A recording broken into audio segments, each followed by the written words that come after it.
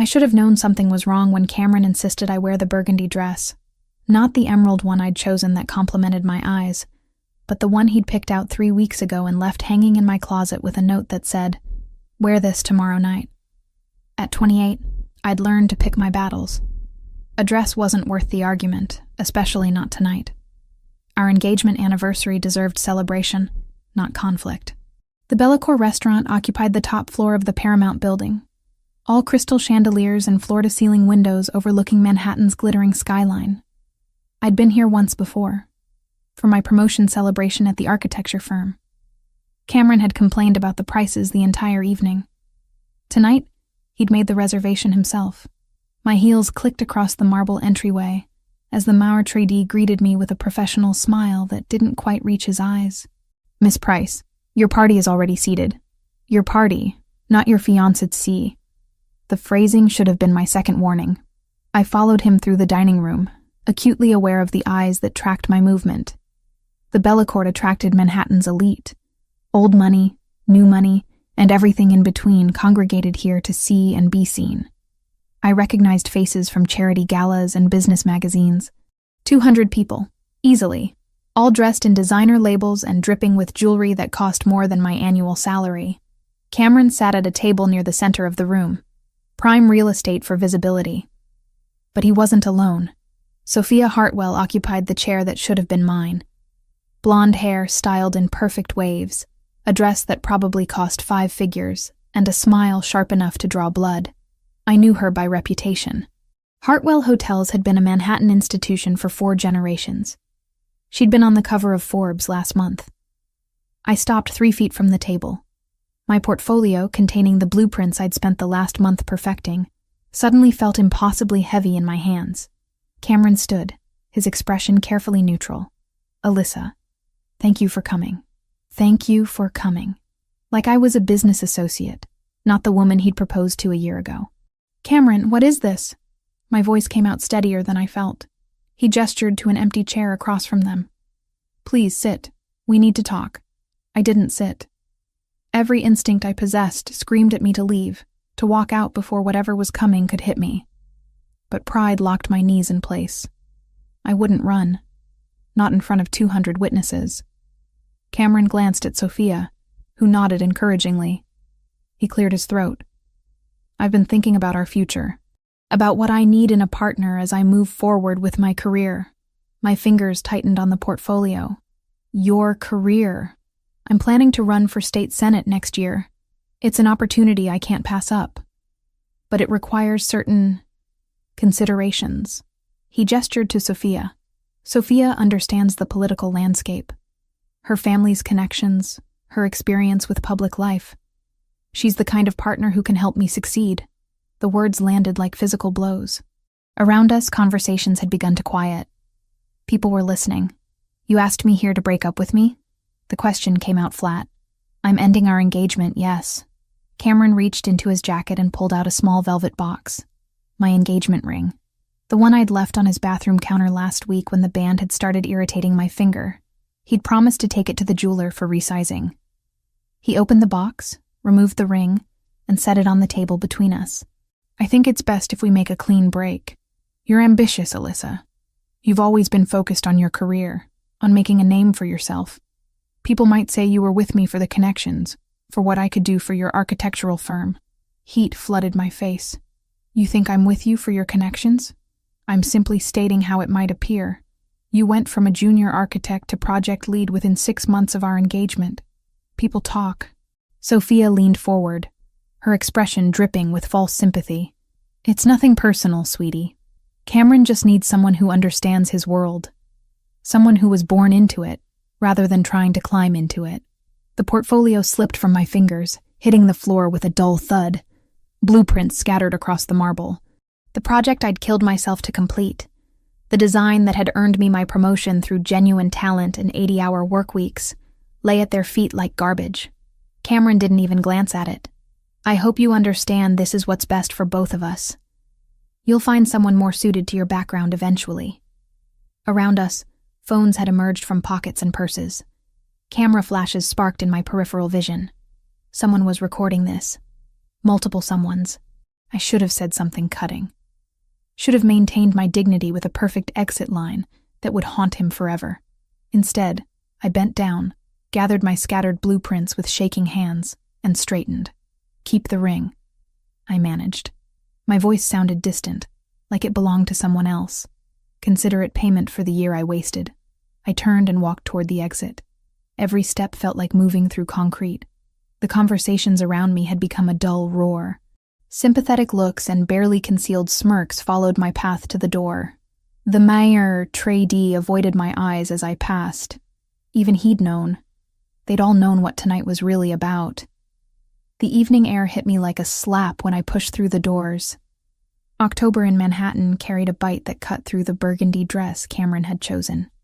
The dress he'd wanted me to wear for my humiliation. I made it half a block before my legs gave out. A side street, away from the Bellecourt's main entrance, offered shadows and blessed solitude. I sank onto the curb, my dress pooling around me, blueprints clutched to my chest. The tears came then, hot and humiliating and absolutely inevitable.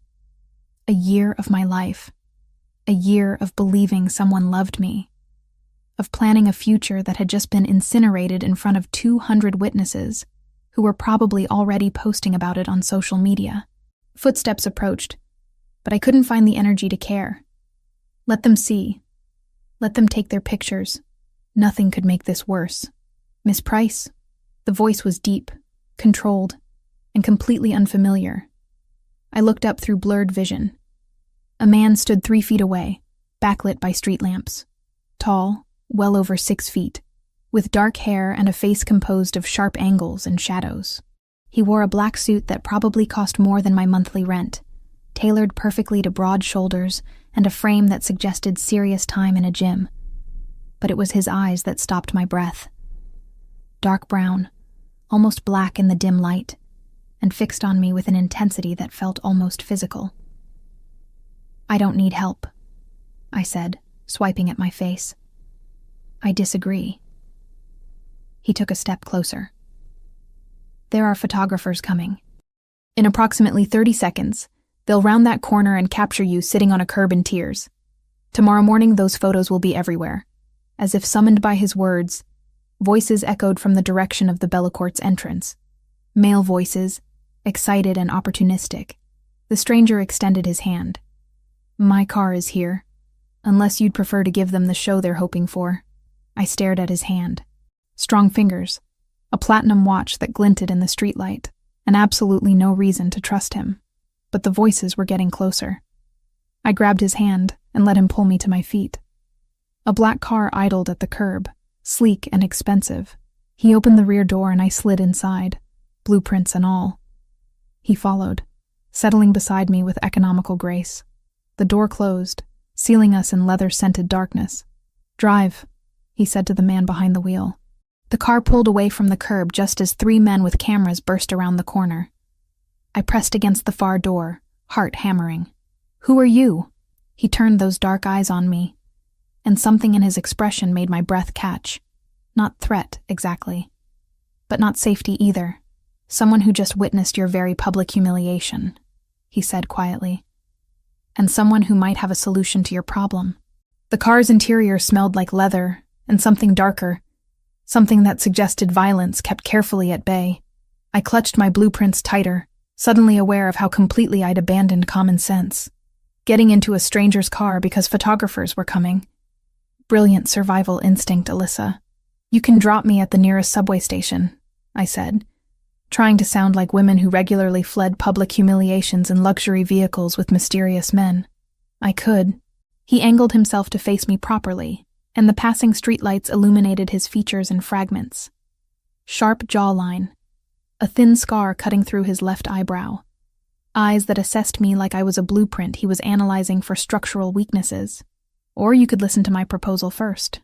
I don't need rescuing by a stranger with a hero complex. His mouth curved slightly. Not quite a smile. I don't have a hero complex. I have a business opportunity that requires someone in precisely your position. My position. I laughed, and it came out brittle. "You mean publicly humiliated and unemployed by morning?" "Not unemployed yet, But yes, that video is already viral. Check your phone if you don't believe me. I didn't want to. But my hand moved to my purse anyway, pulling out my phone. Notifications flooded the screen. Text messages from colleagues. Missed calls from my sister. And there, trending on 3 different platforms, Cameron Price announces engagement to Sophia Hartwell.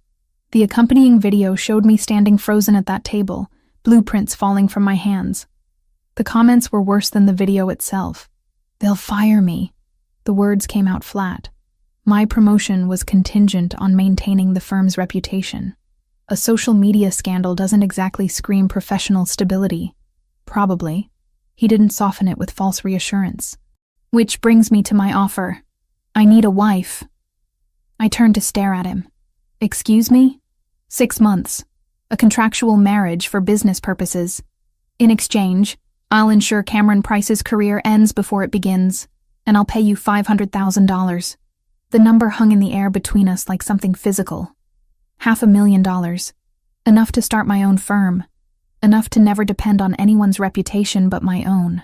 This is insane, I said. I don't even know your name. Thomas D'Angelo. He said it like it should mean something. It did. Even I, who avoided anything connected to organized crime, had heard the name. The D'Angelo family controlled significant territory on the East Coast. Shipping, construction, and probably a dozen things that would make my law-abiding soul recoil. You're a criminal. I'm a businessman who operates in gray areas. His tone remained perfectly neutral. I need to finalize an agreement with several traditional Italian families who value stability and family structure. A wife provides legitimacy. Why not find someone who actually wants to marry you? Because this is business, not romance. Romance complicates things. You need financial security and revenge against the man who humiliated you. I need a spouse for 6 months to close a deal worth substantially more than the $500,000 I'm offering you. It's a transaction. The car glided through Manhattan's nighttime traffic, and I realized I had no idea where we were going. Stop the car. We're 3 blocks from your apartment. I'll drop you there. You'll consider my offer, and if you're interested, you'll call the number on this card. He produced a business card from his jacket. Simple, expensive cardstock with a phone number. Nothing else. And if I'm not interested, then you'll deal with tomorrow's fallout on your own. Fair warning, it will be brutal.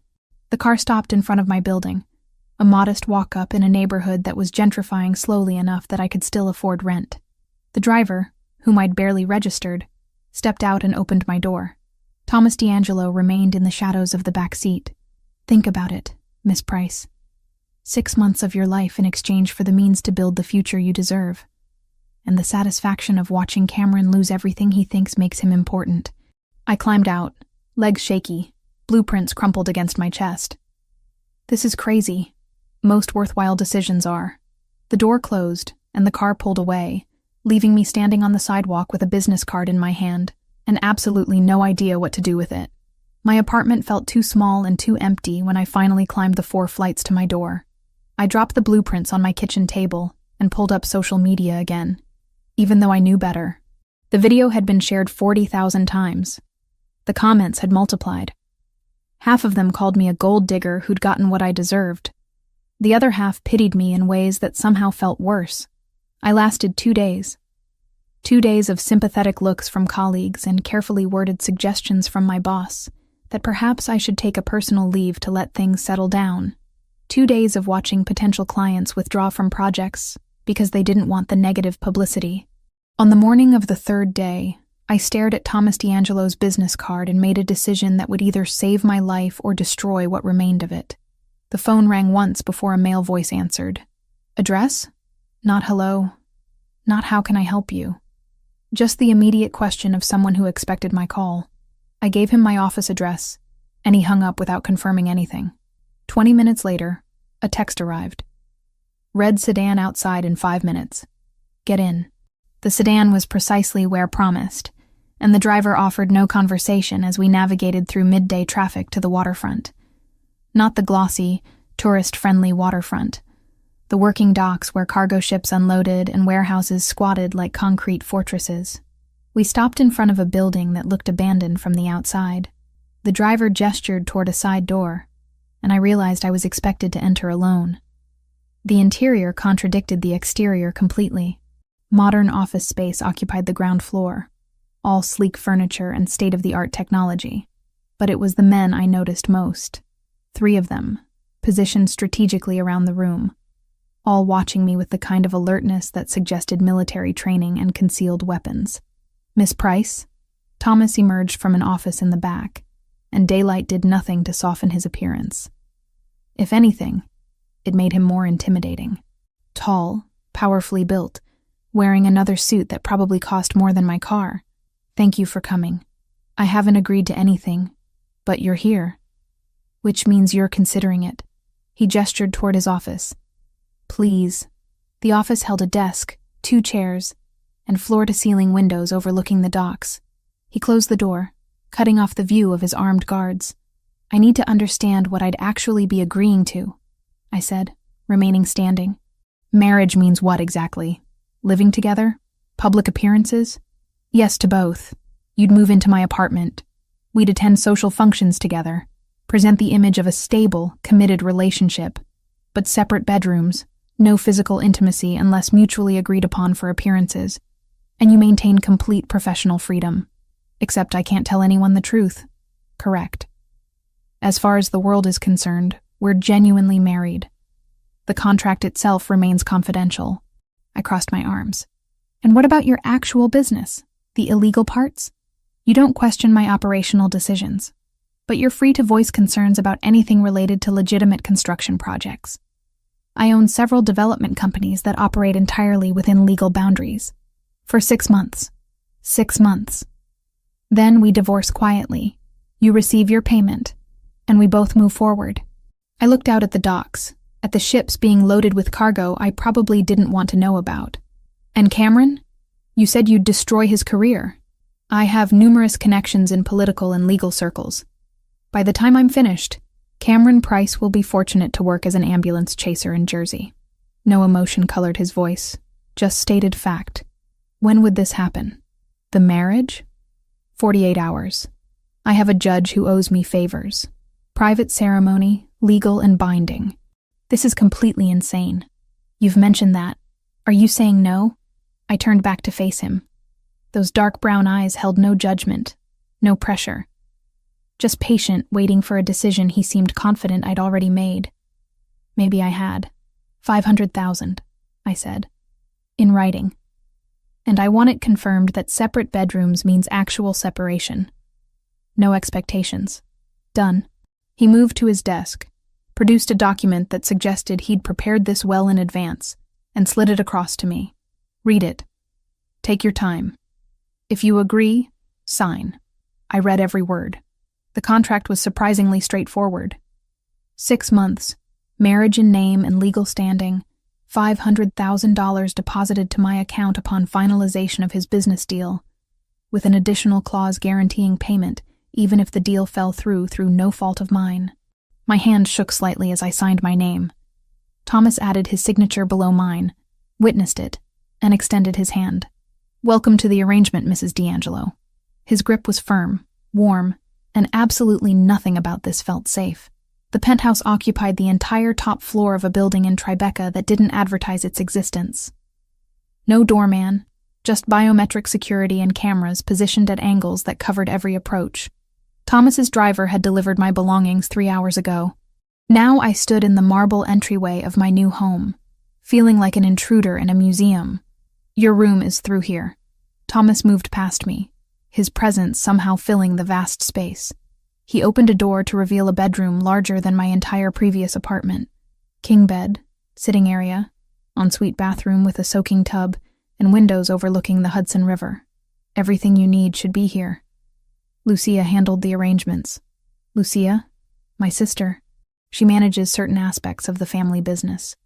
She'll want to meet you. He said it casually, but something in his tone suggested this meeting would be more interrogation than introduction. The apartment itself defied my expectations. I'd anticipated something ostentatious, dripping with wealth like Sophia's family estate. Instead, everything spoke of quiet power, modern furniture in neutral tones, artwork that was probably worth more than I wanted to calculate, and an underlying sense that this space doubled as a fortress. The security system requires your fingerprint now, Thomas continued, leading me to a panel beside the entrance. Press here. I complied, watching as the system registered my biometrics. Seems excessive for a temporary arrangement. Nothing about my life allows for inadequate security. He stepped back, studying me with that same assessing look from the car. You'll find that precautions are necessary, not excessive, because of your business. Because I have enemies who would use anyone connected to me as leverage. Which is why, starting now, you don't leave this building without security. My spine stiffened. That wasn't part of the contract. It was implied in the clause about maintaining your safety. I take that seriously. Before I could argue, the elevator chimed. Thomas's posture shifted subtly, and I realized he'd positioned himself between me and the entrance. The doors opened to reveal a woman who could only be Lucia. She shared Thomas's dark eyes and sharp features, but where his presence suggested controlled violence, hers radiated calculated intelligence. Mid-30s, wearing a charcoal suit that managed to look both professional and vaguely threatening. She stepped into the apartment with the confidence of someone who belonged here more than I ever would. So this is the architect. Lucia's gaze swept over me, cataloging everything from my off-the-rack dress to the defensive set of my shoulders. Alyssa Price, 28, recently promoted, publicly humiliated by an ex-fiancé who trades up for political connections. Interesting choice, Thomas. Lucia. Thomas's voice carried a warning. What? I'm simply acknowledging that your new wife has had a difficult week. She moved closer, and I forced myself not to retreat. I need to know you understand what you've signed up for. My brother's world isn't safe, and marriage to him, even a temporary one, makes you a target. She's been briefed, Thomas said. Briefed isn't the same as understanding. Lucia circled me slowly, and I felt like prey being evaluated. Tell me, Alyssa, if someone put a gun to your head and demanded information about Thomas's business dealings, what would you do? I don't know anything about his business dealings. Exactly, and you'll keep it that way. No questions about where he goes, who he meets with, or what happens in those waterfront warehouses. Ignorance isn't just bliss in this situation. It's survival. Lucia, enough. Thomas's tone hardened. She held up her hands in mock surrender. Just making sure we're all clear on expectations. I'll leave you two to settle in. Alyssa, I'm sure we'll be seeing much more of each other. The smile she offered held no warmth. Welcome to the family. The elevator doors closed behind her, and silence settled over the apartment like dust. She doesn't trust me, I said. She doesn't trust anyone. It's kept her alive this long. Thomas moved to the floor-to-ceiling windows, hands in his pockets. But she'll come around. Lucia respects competence. And your professional credentials are solid. How reassuring. He glanced back at me, and something flickered in his expression. Almost amusement. You should rest. We have an event tomorrow night. The annual Garrison Foundation Gala. Black tie, significant attendance, and your ex-fiancé will definitely be there with his new prize. My stomach clenched. Already? Proving our marriage is legitimate requires being seen together in the right circles. The Garrison Gala is ideal, plus watching Cameron's face when we walk in together will be entertaining. For you, maybe. For both of us. Trust me. He headed toward what I assumed was his own bedroom. There's a dress in your closet. Lucia selected it. Wear whatever jewelry you prefer from the safe. Combination is your birthday. He disappeared into his room before I could process that last detail. The safe in my closet contained jewelry that made my eyes water. Diamond necklaces, emerald earrings, pieces that belonged in museum displays, not on my neck. I chose simple pearl studs that wouldn't make me feel like I was playing dress-up. The dress, however, was impossible to ignore. Deep navy silk that somehow managed to look both elegant and sensual. Cut to fit perfectly despite Lucia never having taken my measurements. I didn't want to think about how she'd acquired that information. Sleep came in fragments that night. Every sound in the unfamiliar apartment pulled me back to consciousness. At 2 a.m., I gave up and wandered into the kitchen for water. Thomas sat at the island counter, laptop open, still wearing his suit from earlier. He looked up when I entered, and for a moment, neither of us spoke. Trouble sleeping? He asked finally. Strange bed. Strange life. I poured water from the filtered dispenser. Do you ever sleep? Not much. Comes with the territory. He closed the laptop. You'll adjust. Most people do. Most people haven't signed a contract to marry a stranger. Fair point. He studied me across the kitchen, and I suddenly became aware that I wore only an oversized t-shirt and shorts. For what it's worth, I'll do everything possible to make sure these 6 months don't destroy your life. Just temporarily disrupt it. Exactly. That almost smile returned. The gala tomorrow will set the tone.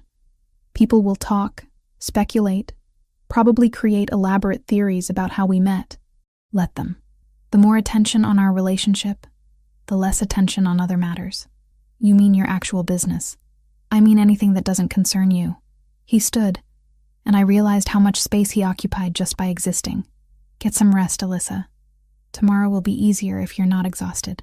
He left me alone in the kitchen, and I finished my water in the dark, watching the city lights blur through the windows. The next evening arrived too quickly. The dress fit like it had been designed for me, and the pearl earrings provided just enough elegance without screaming desperation. I stared at my reflection, barely recognizing the woman looking back. Professional armor, I told myself. Just another kind of blueprint to follow. Thomas waited in the living room, and when I emerged, something shifted in his expression. Not quite approval. More like recognition that I'd understood the assignment. You look perfect, he said simply. Thank you for specifying that this is a performance. His mouth curved slightly. Everything is a performance, Alyssa. The only difference is how well we execute it. The car ride to the gala passed in silence. Thomas spent it on his phone, speaking in low tones about shipments and schedules that I deliberately didn't listen to. When we pulled up to the Metropolitan Museum, where the Garrison Foundation had rented the entire building, photographers lined the entrance like a gauntlet. Thomas stepped out first, then turned to offer his hand. Ready? No, absolutely not. But I took his hand anyway and let him guide me into the camera flashes. Questions erupted from the press line. Mr. D'Angelo, who is your date? Is it true you recently got married? Miss Price, how long have you known Thomas D'Angelo? Thomas ignored them all, his hand settling on my lower back as we moved through the entrance. The touch burned through the silk of my dress, proprietary and deliberate. Message received, I thought. To everyone watching, I belong to him now. The gala's main hall glittered with Manhattan's elite. I spotted business leaders, politicians, and more than a few faces I recognized from gossip columns. And there, near the center of the room, stood Cameron and Sophia. They saw us at the same moment. Cameron's expression shifted from confident to confused, to something that looked almost like panic. Thomas leaned down, his breath warm against my ear.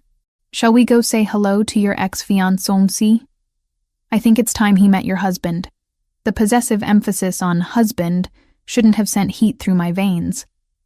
But it did, and I let Thomas guide me directly toward the couple who'd humiliated me less than a week ago. This was going to be interesting. Cameron's face went through several expressions in rapid succession as we approached. Confusion melted into recognition, then something closer to genuine alarm when he registered Thomas's hand resting possessively on my waist. Alyssa.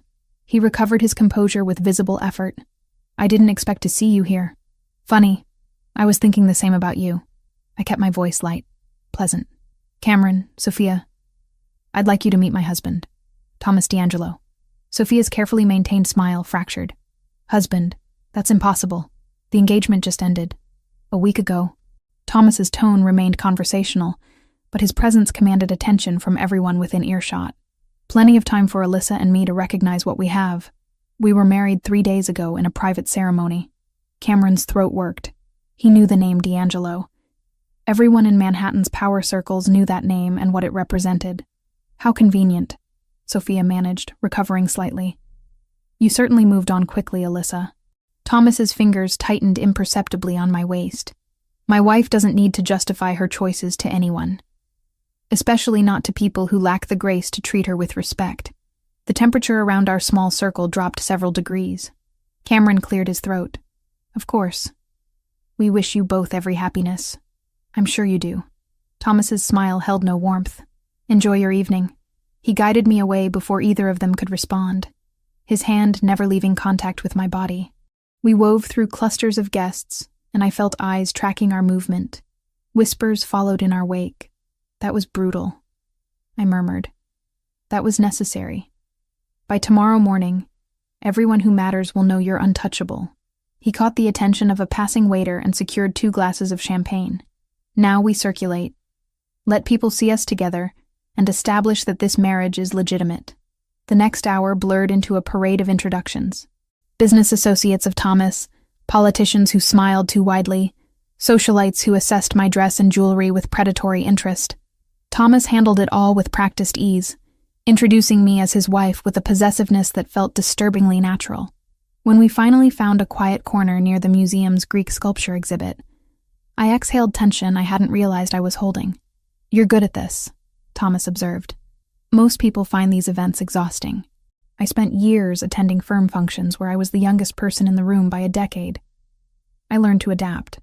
I sipped the champagne, which was predictably excellent, though I'm usually not playing the role of Mafia wife. Technically, you're playing the role of my wife. The Mafia part is secondary." "Sure, because people definitely see you as just a businessman." His expression shifted, something darker entering those brown eyes. They see what I allow them to see. Power, control, success. The specifics of how I achieve those things remained deliberately vague. Before I could respond, Lucia appeared from the crowd like a sharply dressed specter. "Thomas, we have a situation." His demeanor changed instantly. The charming husband vanished, replaced by someone harder. "What kind of situation?" "Franco Verciani is here, with architectural plans for a development project in Red Hook. He's presenting them to the Castellano family in the East Gallery. Something passed between them. Some silent communication I couldn't decipher." Thomas's jaw tightened. "Excuse me for a moment." He disappeared into the crowd with Lucia, leaving me standing alone among priceless artifacts. I should have stayed put, played the dutiful wife waiting for her husband's return. Instead, curiosity pulled me toward the East Gallery. The space housed Egyptian artifacts, and a small group had gathered near the temple reconstruction. I recognized some faces from earlier introductions. The Castellano family, old money Italian with connections that spanned continents. And there, presenting large blueprints spread across a makeshift table, stood a man who could only be Franco Verciani. He was shorter than Thomas, stockier, with olive skin and eyes that suggested cruelty lived close to the surface. His suit cost a fortune, and he wore it like armor. "The location is ideal," Franco said, gesturing to the plans. "Direct port access, minimal residential complaints, and construction can begin within 3 months of approval." I moved closer, angling to see the blueprints. My architectural training kicked in automatically, analyzing the drawings with professional interest. Something was wrong. The structural supports were inadequate for the building height indicated. The foundation specifications didn't match the soil composition typical of Red Hook's waterfront, and the loading dock design suggested purpose-built access for vehicles much larger than standard commercial trucks. This wasn't a legitimate development project. This was a facility designed to conceal something. "Alyssa." Thomas appeared at my elbow, his tone neutral, but his body language screaming tension. "I see you found the architectural discussion." Franco's gaze snapped to me, assessing and dismissive in equal measure. "Your wife has an interest in construction?" "My wife is an architect, a talented one." Thomas's hand settled on my lower back again. "What do you think of the plans, darling?" The endearment sounded natural, practiced. I played along. "They're interesting. Though I noticed the foundation specifications seem unusual for waterfront construction." Franco's expression hardened fractionally. "The engineers assured me the design is sound." "I'm sure they did." I kept my tone light, conversational. "It's just that Red Hook's soil composition typically requires deeper pilings for buildings over 6 stories. These plans show 8 stories with relatively shallow foundation work. It seems risky." Silence fell across the small gathering. The Castellanos exchanged glances. Franco's eyes narrowed. "Perhaps your wife should focus on her own projects, D'Angelo," Franco said softly. "Perhaps your engineers should review their calculations." Thomas's voice remained pleasant, but something lethal lurked beneath the surface. My wife has designed multiple waterfront structures. If she sees a problem, there's usually a problem. We left the gallery shortly after, and Thomas's grip on my arm was gentle but unyielding as he guided me toward the exit. We collected our coats in silence, and the car ride home began with tension thick enough to choke on. "I didn't mean to interfere," I said finally. "You didn't interfere. You identified something I should have caught myself." He stared out the window at passing streetlights. "Franco isn't building commercial space. He's creating a warehouse for contraband storage, probably weapons. The inadequate foundation would actually serve his purpose, allowing for underground additions without proper permitting. And you stopped it by having me point out the flaws publicly. I stopped it by making sure the Castellanos know the project is poorly planned. They won't invest in something that could collapse and draw regulatory attention." He turned to face me. "You may have just prevented a territorial war." The weight of that statement settled over me. "I thought I wasn't supposed to question your business." "You weren't questioning my business. You were applying your professional expertise to a construction project. There's a difference." Something shifted in his expression. "Thank you." The penthouse felt different when we returned. Less like a fortress, more like shared space. Thomas loosened his tie, poured whiskey from a crystal decanter, and gestured toward the couch. "Sit. We should talk." I obeyed, kicking off heels that had been killing me for hours. He settled at the other end of the couch, maintaining respectful distance. "Franco will figure out that you identified the problems in his plans," Thomas said. "He'll see you as an obstacle. Should I be worried? I won't let anything happen to you. But you need to understand that by helping me tonight, you've entered my world more deeply than either of us planned." I studied him in the low light of the apartment. Strong features, that scar through his eyebrow that suggested violence in his past, eyes that held too many secrets. Why do I get the feeling this arrangement just became significantly more complicated? Because you're intelligent enough to recognize when circumstances shift. He took a slow sip of whiskey. "The question is whether you're prepared for what comes next." Before I could answer, my phone buzzed. A text from my boss at the architecture firm. "Effective immediately. You're on paid leave pending review of recent publicity. We'll reassess your position in 30 days. I showed Thomas the screen. He read it without expression. "They're trying to appease clients who saw you as a liability," he said. "It won't work. By next week, you'll have more project offers than you can handle." "How can you possibly know that?" "Because people are already talking about Thomas D'Angelo's architect wife, who publicly embarrassed Franco Versiani without breaking a sweat. That kind of composure and expertise, it's valuable." He stood, collecting his whiskey, and moved toward his bedroom. At the door, he paused. "For what it's worth, I'm glad you didn't stay put in that corner like I expected you to. Your instincts tonight were perfect. The compliment shouldn't have warmed me. This was a business arrangement. 6 months and $500,000. Nothing more. But when I finally made it to my own bedroom, I caught myself smiling at my reflection, and the woman looking back seemed different somehow. Stronger, more certain. Dangerous territory, I thought. Getting used to this. I fell asleep anyway. And for the first time since moving into the penthouse, I didn't wake up once until morning. My paid leave turned into unexpected freedom. For the first time in 3 years, I had mornings without rushed commutes and evenings without deadline panic. I should have enjoyed it. Instead, restlessness drove me back to work within the week, tackling personal projects from Thomas's penthouse while he conducted business I deliberately didn't ask about. We'd fallen into a strange rhythm. Breakfast together when his schedule allowed, careful conversations that skirted anything too personal, and nights where we occupied opposite ends of the apartment like respectful strangers. The tension from the gala had faded into something more manageable, almost comfortable, which should have been my first warning that something was about to shatter the equilibrium. I was reviewing blueprints for a residential complex I'd been designing in my spare time when Thomas emerged from his office, phone pressed to his ear. His expression had shifted into something darker, all the careful control stripped away. "How many?" He listened, jaw tightening. "Keep her there. I'm coming now." He ended the call and turned to me.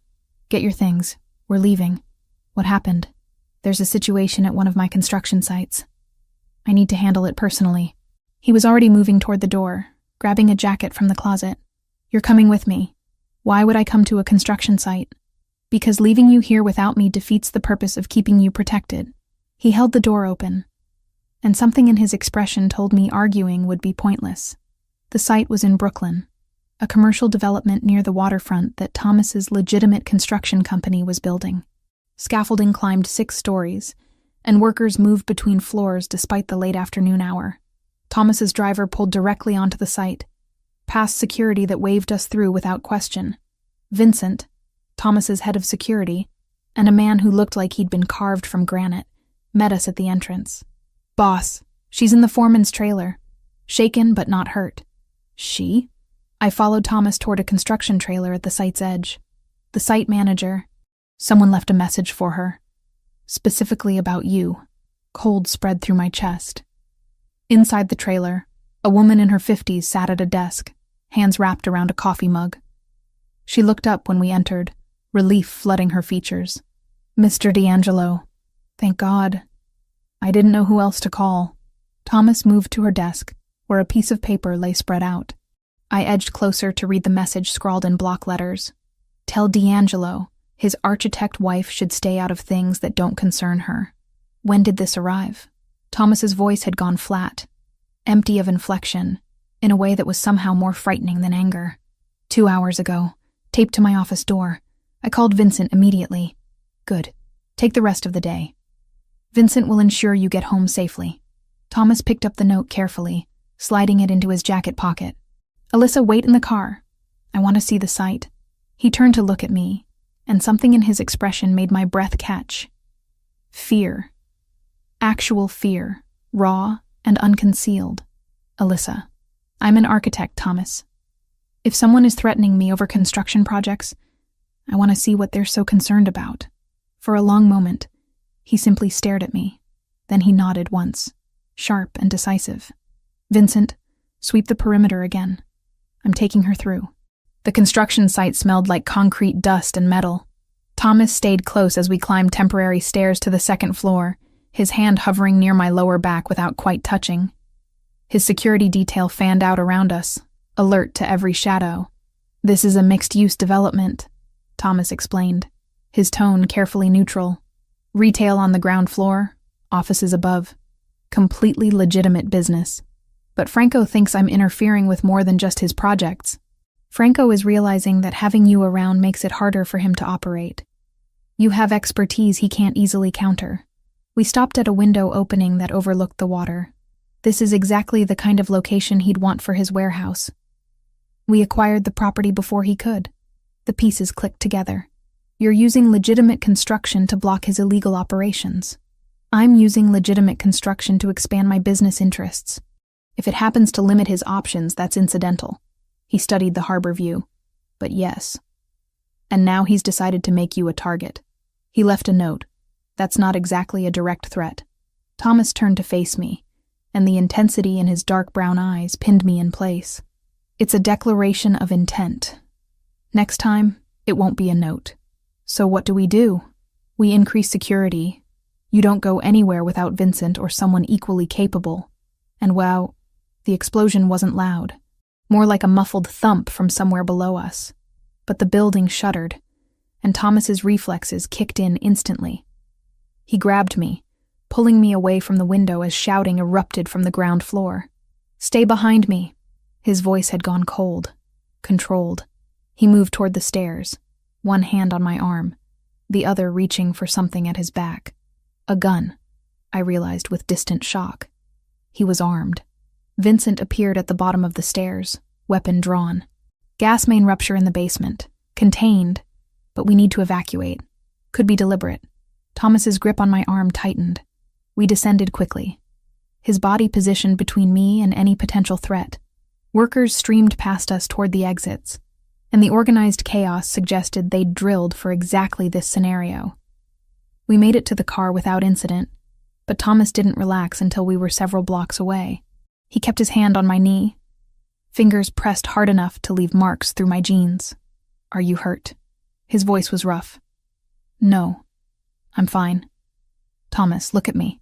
He did, finally, and what I saw in his expression made something in my chest tighten. Not just fear, terror, the kind that came from experiencing loss before. "I'm okay," I said again, softer.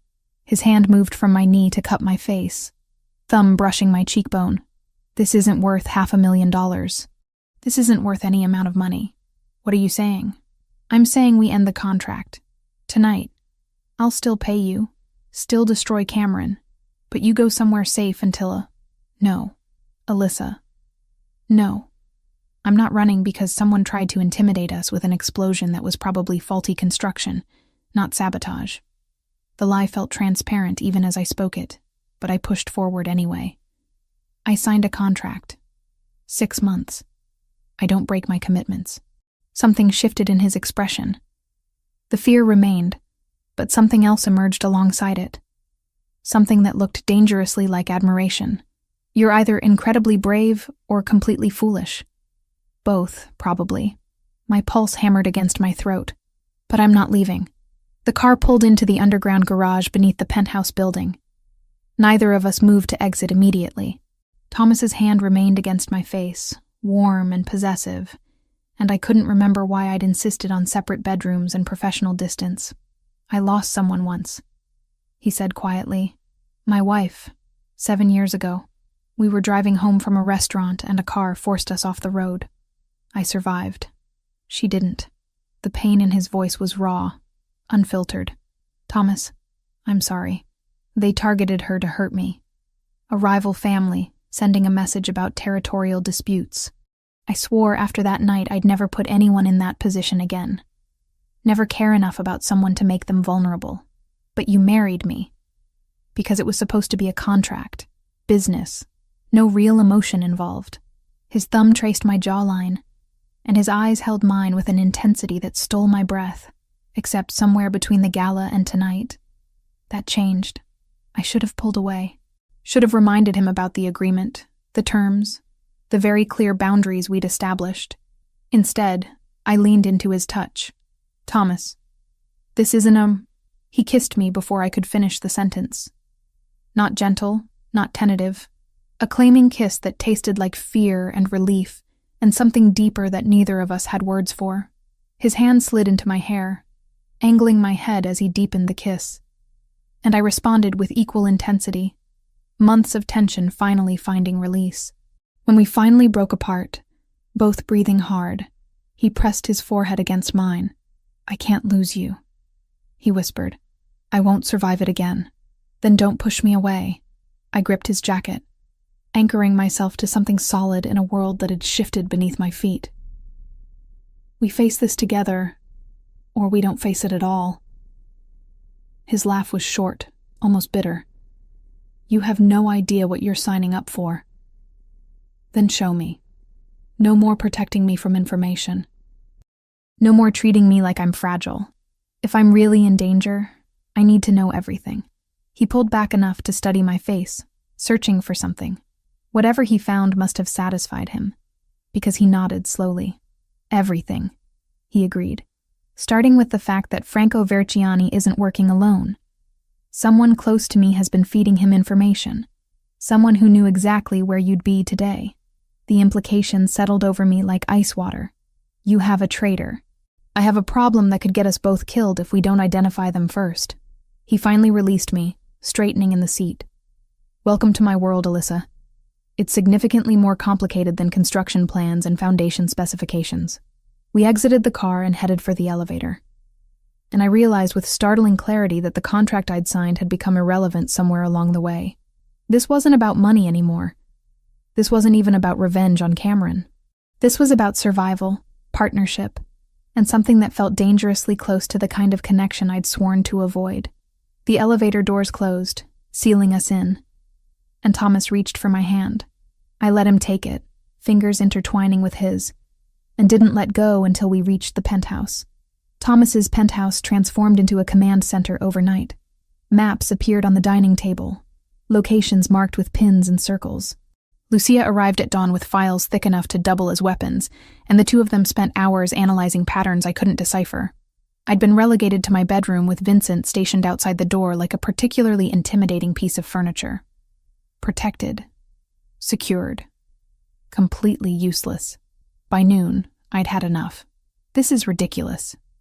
I pushed past Vincent, ignoring his protest, and marched into the dining room where Thomas and Lucia hunched over surveillance photos. You can't keep me locked in a room like a prisoner.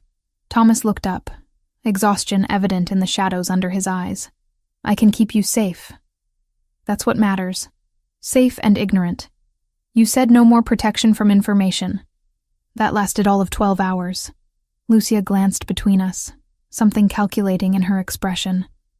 She has a point, Thomas. If someone is targeting her specifically, she deserves to understand the scope.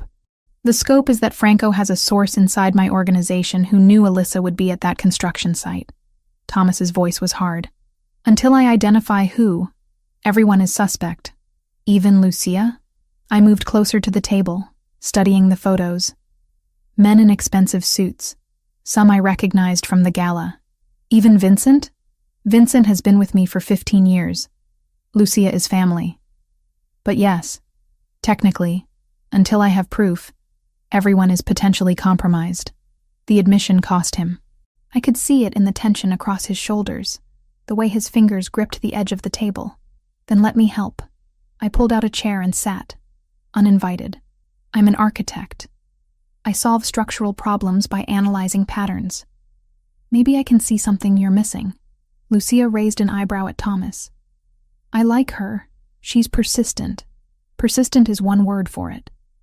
But Thomas gestured to the files spread across the table. Fine. These are the people who knew your location yesterday. 23 individuals with access to my schedule, security details, or both. I scanned the list. Most names meant nothing to me, but a few stood out. Associates from the gala, business partners Thomas had mentioned in passing, and there, near the bottom, a name that made my stomach clench. Cameron Price has legal counsel with Hartman and Associates, I said slowly. That's the firm that handles real estate transactions for your construction company. Thomas and Lucia exchanged glances. How do you know that? Thomas asked. Because Cameron used to brag about landing them as a client. Said they represented some of the biggest developers on the East Coast. I pulled the relevant file closer. If Cameron has access to Hartman's files, he'd know about your projects. Timelines, locations, everything. Lucia was already on her phone, speaking in rapid Italian. Thomas leaned back in his chair, studying me with an intensity that raised heat along my skin. You're right. Cameron could be feeding information to Franco through legal channels, staying clean while causing maximum damage. But why? What does he gain? Revenge, probably. You humiliated him by marrying me. His political aspirations require positive publicity, and your success reflects poorly on his judgment. Thomas stood, pacing to the windows. Or Franco is paying him. Cameron has debts, gambling, from what my sources indicate. The pieces assembled themselves into a picture I didn't want to see. Cameron. Desperate and vindictive. Selling information that could get me killed. The man I'd almost married. If it's Cameron, how do we prove it? I asked. Thomas turned back to face me. We set a trap. Feed him false information through channels he'd have access to. Then see if Franco acts on it. And if Franco does act, I'm the bait. Absolutely not. Thomas crossed back to the table in 2 strides. We use a decoy. A false trail that suggests you'll be at a location you'll actually be nowhere near. That could work. Lucia ended her call and rejoined the conversation. But we need something convincing. Information valuable enough that Franco can't ignore it. I studied the maps on the table, the marked locations of Thomas's various business interests. An idea formed, risky, and probably foolish, but potentially effective. What if we use architecture as the bait? I looked up at Thomas. I've been working on a design for a waterfront development. Mixed use, prime location, exactly the kind of project Franco would want to sabotage or steal. We let it slip that I'm presenting the plans to investors at a specific location and time. And when Franco sends people to intercept, we'll know Cameron is the leak. Thomas nodded slowly. It's dangerous. Everything about this situation is dangerous. At least this way, we're controlling the variables. Lucia smiled, sharp and approving. I'm starting to understand why you married her, Thomas. She thinks like one of us. She thinks like an architect. Everything is about structure and stability. But something in Thomas's expression had softened. All right, we'll do it. But on my terms, with my security protocols. The next 3 days moved in controlled chaos. I refined the architectural plans until they looked legitimate enough to be worth stealing. Thomas arranged for word to reach Cameron through carefully positioned sources at Hartman and Associates. The presentation was scheduled for a warehouse Thomas controlled in Red Hook, the same neighborhood where Franco had wanted to build his suspicious development. Security preparations turned the warehouse into a fortress. Cameras covered every angle, armed guards positioned on all approaches, and escape routes planned to the second. Vincent walked me through the protocols until I could recite them in my sleep. The night before the planned presentation, I couldn't sleep. Adrenaline and anxiety kept me pacing my bedroom until I finally gave up and wandered into the living room. Thomas sat on the couch in the dark, city lights providing the only illumination. He'd changed into comfortable clothes, the first time I'd seen him in anything other than suits. Somehow it made him more human, more accessible. Couldn't sleep either. I settled on the opposite end of the couch, maintaining careful distance. Sleep seems optional lately. He studied me in the dim light. You don't have to go through with this tomorrow. We can find another way. I want to, not just because it helps identify the leak, but because I need to stop feeling helpless. I pulled my knees up, wrapping my arms around them. When Cameron broke our engagement, I felt powerless, like my life was happening to me, not because of choices I made. I refuse to feel that way again, even if it means walking into potential danger, especially then, because I'm choosing to walk into it, with preparations and backup and a plan. That's different than being blindsided. Thomas was quiet for a long moment. Then he moved closer, closing the distance between us until his shoulder brushed mine. For what it's worth, I understand. After my wife died, I spent 2 years making myself untouchable, building walls that no one could penetrate. It didn't bring her back, but it gave me the illusion of control. What changed? Nothing, until recently. Until a woman in a burgundy dress sat crying on a curb and looked at me like I was either salvation or another disaster waiting to happen. His hand found mine in the darkness, fingers intertwining. You make me want to tear down those walls, which is terrifying. I turned to look at him properly, searching his face for the truth beneath the words. Thomas, when this is over, when the 6 months are up, don't. He cupped my face with his free hand, thumb tracing my cheekbone. Don't think about timelines or contracts right now. Just be here, with me, in this moment. I should have pulled away. Should have reminded us both about boundaries and professional arrangements. Instead, I leaned into his touch and let him kiss me with a gentleness that contradicted everything I knew about his reputation. We stayed on that couch until dawn, painted the sky pink and gold, talking about everything except tomorrow's plan. He told me about growing up in his father's shadow, learning the family business before he understood what it truly meant. I told him about building a career in a male-dominated field, fighting for respect with every project. By the time Lucia arrived with coffee and final preparations, something had shifted between us. Partnership had deepened into something neither of us wanted to name, but couldn't ignore. Ready? Thomas asked as we prepared to leave for the warehouse. I checked my bag, confirming the architectural plans were secured. As ready as I'll ever be. Vincent drove us to Red Hook in tense silence. The warehouse looked innocuous from outside, just another industrial building among dozens. Inside, it had been transformed into a convincing presentation space. Display boards, lighting, even a podium for my supposed pitch to investors. The investors are my people, Thomas explained, gesturing to 3 men in suits who could have stepped out of a corporate boardroom. They'll play their roles. You present the plans like it's legitimate. If Franco takes the bait, his people will make a move. And if they don't, then Cameron isn't our leak, and we're back to investigating other possibilities. The hours crawled by. I went through the presentation 3 times, each word measured and professional. Thomas's fake investors asked appropriate questions. Vincent and his team monitored all approaches to the building. Nothing happened. By hour 4, I'd begun to doubt the entire plan. Maybe Cameron wasn't involved. Maybe we'd misread the situation completely. Then Lucia's phone buzzed. She stepped away, spoke rapidly in Italian, and returned with an expression that was half triumph, half concern. "We have movement," she said quietly. 3 vehicles approaching from the south. Franco's people, based on the plates. Thomas's entire demeanor shifted. "Everyone in position. Alyssa, with me. Now." He guided me toward the back of the warehouse where Vincent had prepared an armored vehicle. But we didn't get in. Instead, Thomas positioned us behind a stack of crates with a clear view of the entrance. "I thought I was supposed to evacuate," I whispered. "Change of plans. I want you to see who shows up. Confirm it's Franco's people. Your testimony will be valuable later." Before I could protest, the warehouse doors burst open. 5 men entered, weapons visible, moving with military precision. And behind them, looking uncomfortable and out of place in khakis and a button-down shirt, walked Cameron Price. My ex-fiancé had just confirmed himself as the traitor who'd been trying to get me killed. Cameron looked smaller than I remembered. Less polished, with wrinkled clothes and the kind of desperate energy that came from bad decisions compounding.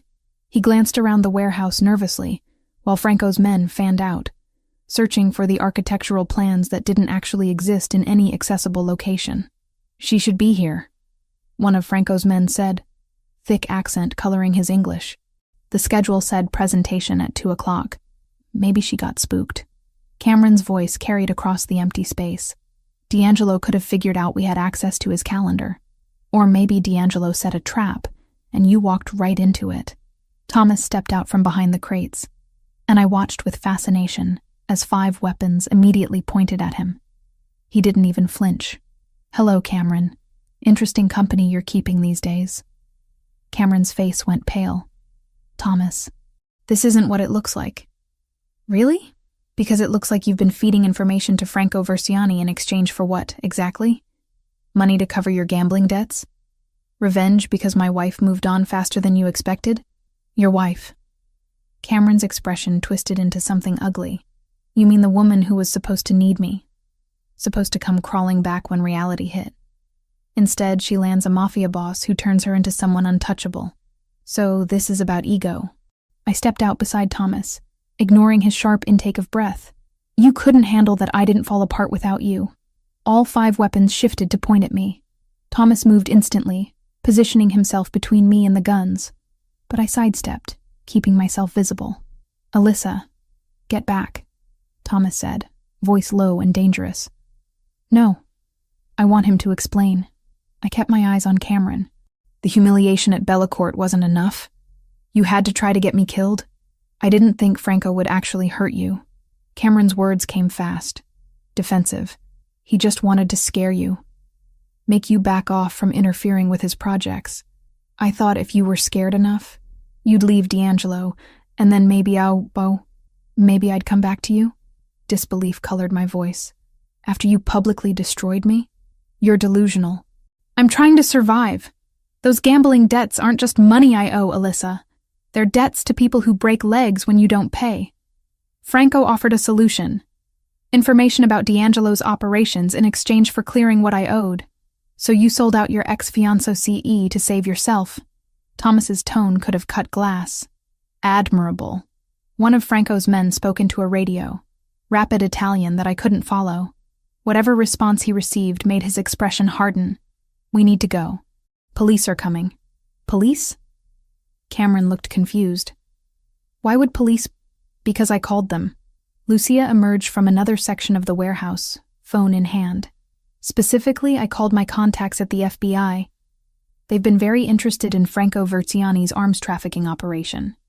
And now they have witnesses, recordings, and you, Cameron, admitting to conspiracy. The warehouse doors burst open again, but this time it was federal agents in tactical gear, weapons drawn, voices shouting commands. Franco's men dropped their guns immediately, professionals who knew when they'd been outmaneuvered. Cameron just stood frozen, comprehension finally dawning. You set me up, he whispered. You set yourself up, I said. We just gave you the opportunity to confess. The agents moved efficiently, securing Franco's men in handcuffs. One approached Cameron with similar intent, and reality seemed to hit him all at once. He lunged, not toward an exit, but toward me. Thomas intercepted him before he got within 3 feet, slamming him against a concrete support pillar with enough force to knock the air from Cameron's lungs. "Don't." Thomas's voice was barely above a whisper, but the threat in it was absolute. "Don't even look at her again." An agent pulled Thomas back, and Cameron crumpled to the ground. They cuffed him efficiently while reading rights that Cameron probably couldn't hear over his own panicked breathing. "Mr. D'Angelo, Mrs. D'Angelo, we'll need statements."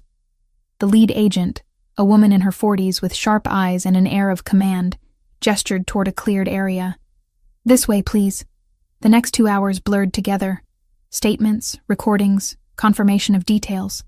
Lucia had apparently been working with the FBI for months, building a case against Franco that tonight's events had gift-wrapped. Cameron's confession, recorded from multiple angles, provided the final pieces. By the time we returned to the penthouse, exhaustion had settled into my bones. Thomas dismissed Vincent and Lucia, who'd accompanied us back, and we were finally alone. "You shouldn't have stepped out like that." Thomas paced the living room, controlled fury radiating from every movement. "Those men had guns pointed at you. Any one of them could have fired. But they didn't. That's not the point, Alyssa." He spun to face me. "You could have been killed. Do you understand that? One wrong move, one trigger-happy thug, and I would have watched you die. Like your first wife." He froze. "What? That's what this is really about, isn't it? You're terrified that history will repeat itself, that someone you care about will die because of your world." I moved closer, closing the distance he'd put between us. "But I'm not her, Thomas. I made the choice to step out there. I needed Cameron to see that I wasn't afraid of him anymore. You should be afraid. Fear keeps people alive, and love makes that life worth living." The word hung in the air between us, impossible to take back. Thomas stared at me like I'd spoken in a foreign language. "Love. Yes. Love." I reached for his hand, felt the tremor running through his fingers. I know this wasn't supposed to happen. The contract was clear, clinical, temporary, but somewhere between the gala and tonight, I fell in love with you. And I think you fell in love with me too. He pulled his hand away, creating distance again. "You don't know what you're saying. This is adrenaline, post-crisis reaction. This is me, standing in your living room telling you the truth." My voice remained steady, even as my heart hammered. "I love you. Your darkness, your protectiveness, the way you look at me like I'm both precious and impossibly frustrating. I love that you built walls to keep people safe and then let me climb over them anyway. Alyssa, I can't, His voice cracked. "Everyone I love ends up in danger. My wife died because of me. Tonight, you almost died because of me. Tonight, I almost died because Cameron is a selfish coward who made terrible choices. That's not on you." I closed the distance again, refusing to let him retreat. "And your first wife's death wasn't your fault either. You didn't force that car off the road. You didn't pull the trigger or plant the bomb or whatever actually happened. You survived, Thomas. That's not a crime." He grabbed my shoulders, not gently. "How can you be so reckless with your own safety? How can you stand here and tell me you love me when loving me means living with constant threats? Because the alternative is living without you. And that sounds infinitely worse." I reached up, cupping his face. "I'm choosing this. Choosing you. Choosing us. Not because of a contract or money or revenge, but because when I look at you, I see home." Something in him broke. I saw it happen. Watched the walls he'd maintained so carefully crumble. He kissed me desperately, hands tangling in my hair, pulling me impossibly closer.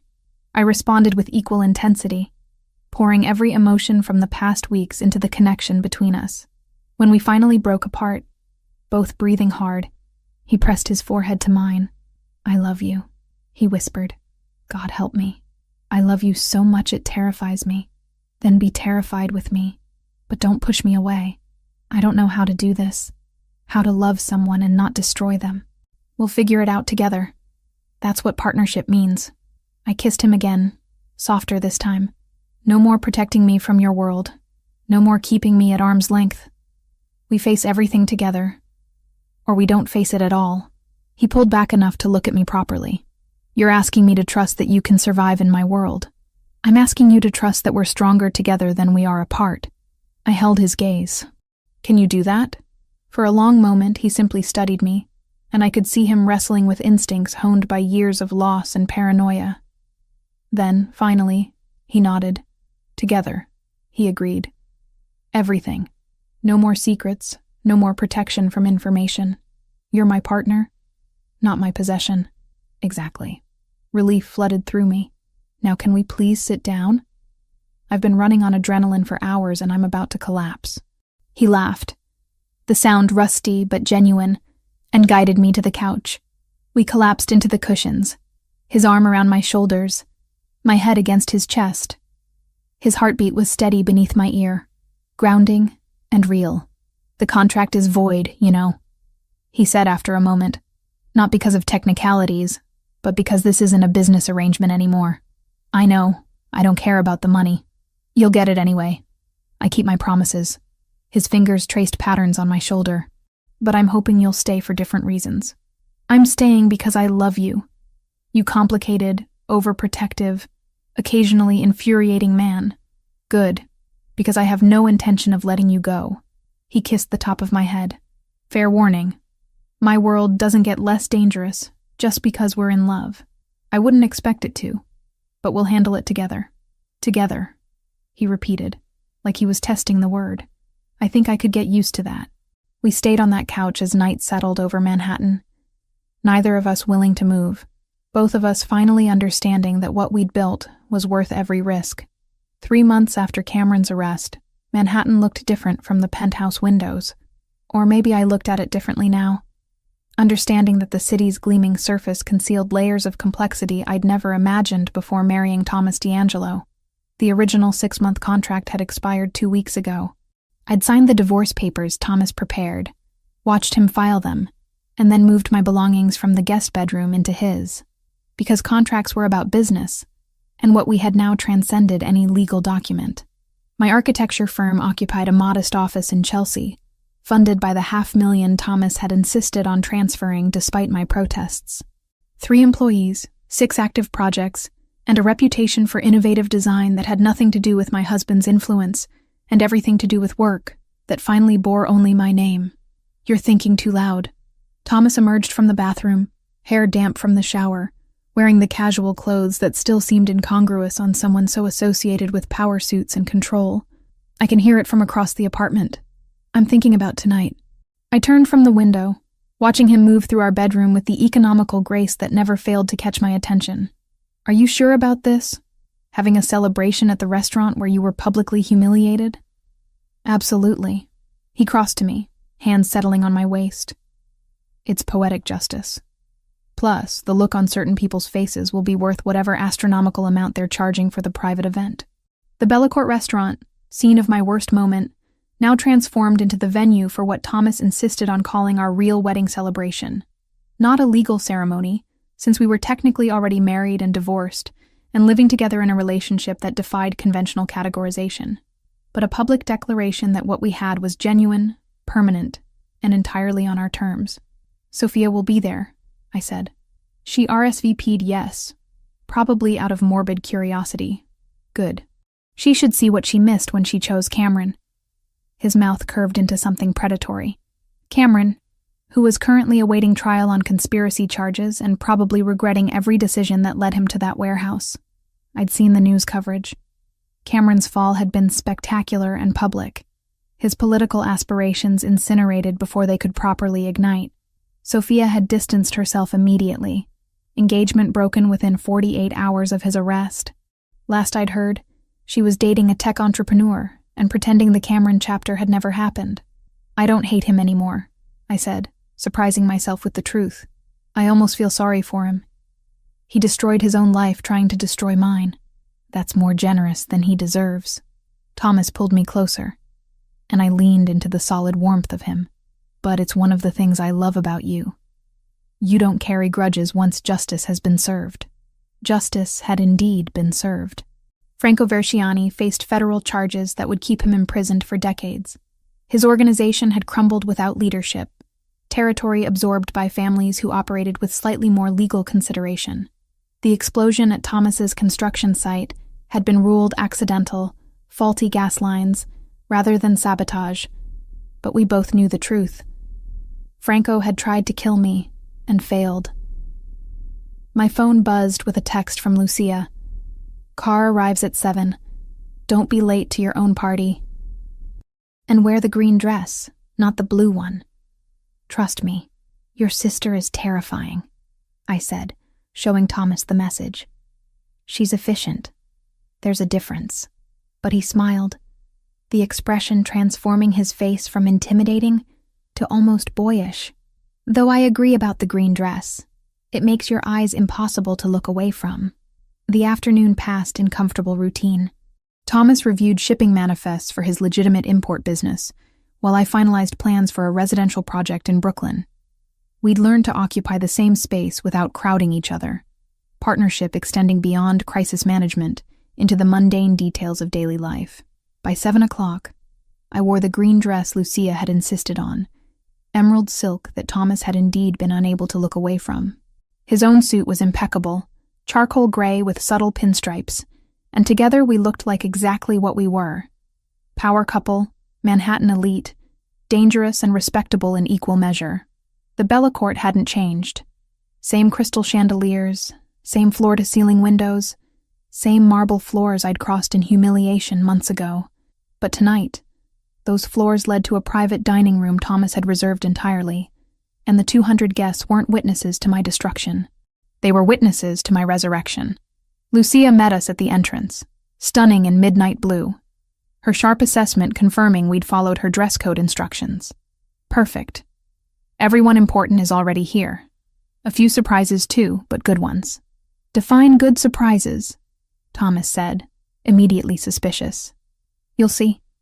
Come on, your guests are waiting. The private dining room had been transformed with elegant simplicity. White flowers, soft lighting, round tables arranged to encourage conversation.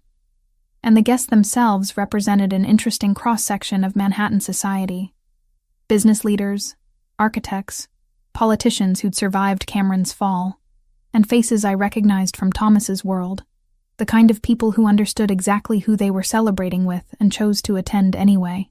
Alyssa, my former boss from the architecture firm, approached, genuine warmth in his expression. I'm so glad you agreed to let me come. I wanted to apologize personally for how we handled your leave. It was cowardice, pure and simple. It was business, I said, though his apology meant more than I'd expected. But thank you. Your new firm is making waves. The residential project in Brooklyn is brilliant. He glanced at Thomas, who'd positioned himself slightly behind me, protective without being possessive. You're lucky to have her. I'm aware, Thomas said simply. We circulated through the room, accepting congratulations and well wishes that felt genuine despite the underlying current of calculation that came with Thomas's social circle. These people understood power, respected it, and recognized that I'd become someone who wielded it alongside my husband, rather than hiding behind him. Sophia Hartwell stood near the windows, champagne in hand, looking simultaneously uncomfortable and fascinated. She'd lost weight since the gala, sharp edges more pronounced, and something in her expression suggested the tech entrepreneur wasn't working out as planned. Alyssa, she approached with visible effort. Thank you for inviting me. I wasn't sure you would. I almost didn't. Honesty seemed appropriate, but holding on to anger takes too much energy. And honestly, you did me a favor. A favor? She looked genuinely confused. You took Cameron off my hands before I made the mistake of actually marrying him. Saved me a divorce. I gestured around the room, and if he hadn't humiliated me that night, I never would have met Thomas. Thomas's hand settled on my lower back, warm and grounding. Sophia's gaze tracked the movement, and something like envy flickered across her face. You look happy, she said finally. Genuinely happy. I don't think I ever saw that when you were with Cameron. I wasn't. But I am now. I offered her a smile that held no malice. I hope you find that too, Sophia. Genuinely. She nodded, blinking back what might have been tears, and excused herself to refill her champagne. That was kind, Thomas said quietly. That was honest. She's not my enemy. She never was. She was just another person Cameron used for his ambitions. Lucia appeared at my elbow, practically vibrating with suppressed excitement. Time for the surprise. Thomas, don't freak out. When you tell me not to freak out, I immediately want to freak out. She ignored him and gestured toward the entrance. A woman in her 60s entered, elegant in burgundy silk, with dark hair shot through with silver, and eyes that were unmistakably related to Thomas's. Mom? Thomas's voice carried shock I'd never heard from him before. His mother crossed the room with measured grace, and I saw where he'd learned to command space through presence alone. She stopped in front of us, studying her son with an expression that held both love and assessment. Thomas, it's been too long. 3 years. You said you wanted nothing to do with the family business. I said I wanted nothing to do with the violence that killed your father and almost killed you. But Lucia tells me you found someone who's changing your priorities. I wanted to meet the woman who accomplished the impossible. She turned to me, and being assessed by Thomas's mother felt more nerve-wracking than facing down Franco's armed men. Mrs. D'Angelo, I managed. It's an honor. Call me Maria, and the honor is mine. She took my hands, squeezing gently. My son loved once before and lost everything. I didn't think he'd survive loving again. But Lucia says you're strong enough for his world and brave enough to change it. Is that true? I'm trying to be both. Some days are more successful than others. She smiled, and I saw where Thomas got his rare, transformative expressions. Honest. Good. My son needs someone who won't simply tell him what he wants to hear. She released my hands and turned back to Thomas. She's perfect for you. Don't screw this up. I'll try not to. Thomas's voice had gone rough with emotion. You came all the way from Italy for this? For you, always. Even when we don't speak. You're still my son. She kissed his cheek, whispered something in Italian that made his eyes close briefly, and moved into the crowd to greet Lucia. Surprise indeed, Thomas said, clearly struggling to process his mother's appearance. Good surprise? I asked. The best. He pulled me into his arms, ignoring the 100 pairs of eyes tracking our movement. How is my life this different from 6 months ago? Because a woman in a burgundy dress agreed to a ridiculous contract with a stranger. Best decision I ever made. He kissed me, slow and thorough, and applause rippled through the room. When we finally broke apart, Lucia had arranged everyone with champagne glasses raised. She caught Thomas's attention and nodded toward the small podium positioned near the windows. Thomas guided me there, hand never leaving contact with my body. We faced the crowd together, and he spoke without notes or preparation. 6 months ago, I witnessed something that should have been private. A woman's worst moment, made public for entertainment. I offered a solution that was purely transactional, expecting nothing beyond a business arrangement. He turned to look at me, and what I saw in his expression made my breath catch. Instead, I found a partner who refuses to accept my world as unchangeable, who sees structure and possibility where I only saw chaos. Alyssa didn't just agree to marry me. She agreed to stand beside me and push me to be better than I believed I could be. He produced a small box from his jacket pocket, and my heart stuttered. We're technically already married and divorced, which makes this legally meaningless. But symbols matter. Choices matter.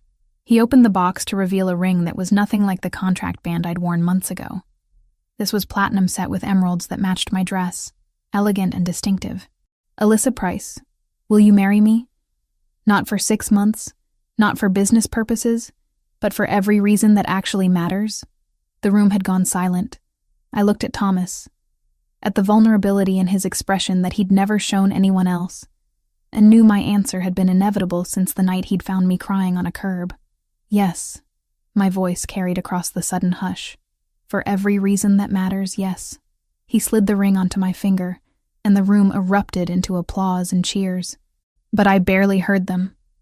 Focused entirely on the man in front of me who'd transformed from stranger to savior, to partner, to home. I love you, he said against my lips before kissing me again. I love you too, even when your world is terrifying and complicated and occasionally violent.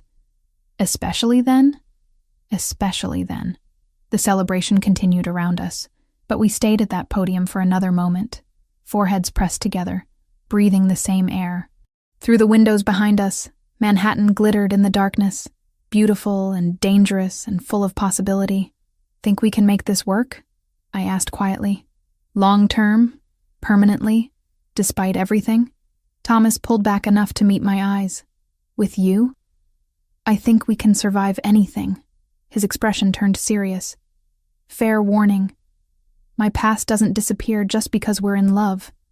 There will always be risks, threats, moments that test us. I know. And I'm choosing you anyway. Choosing us. All of it. Then yes, we can make this work. We already have." He kissed me once more, gentle and possessive and full of promise. "Welcome to forever, Mrs. D'Angelo." "Mrs. Price D'Angelo," I corrected. I kept my name professionally, but yes, forever. We rejoined our guests, accepting congratulations and well wishes, surrounded by the people who mattered. Lucia hugged me with uncharacteristic warmth. Maria offered advice about surviving in the D'Angelo world that was both terrifying and reassuring. Vincent, standing guard near the entrance despite being off duty, nodded approval. Hours later, when the celebration finally wound down and Thomas and I returned to the penthouse alone, we stood at those floor-to-ceiling windows together, his arms wrapped around me from behind, chin resting on my shoulder. Both of us watching the city we'd claimed as ours. "No regrets?" he asked. "Not a single one." "You? Only that I didn't find you sooner." He turned me in his arms, and the love in his expression was so clear it took my breath away. "Thank you for seeing past the contract to what we could actually build together. Thank you for rescuing a woman crying on a curb and offering her the most insane proposal in history." "My pleasure. Shall we make a tradition of it? Annually proposing increasingly ridiculous arrangements? As long as they all end with us together." "I'm in." He laughed, the sound free and genuine, and kissed me with the kind of intensity that suggested we wouldn't be sleeping for several more hours. Outside, Manhattan continued its endless cycle, but inside the penthouse, we'd built something that transcended the city's chaos. Partnership. Love. A future we'd chosen together against every odd. And it all started because I'd worn the wrong dress to the right disaster.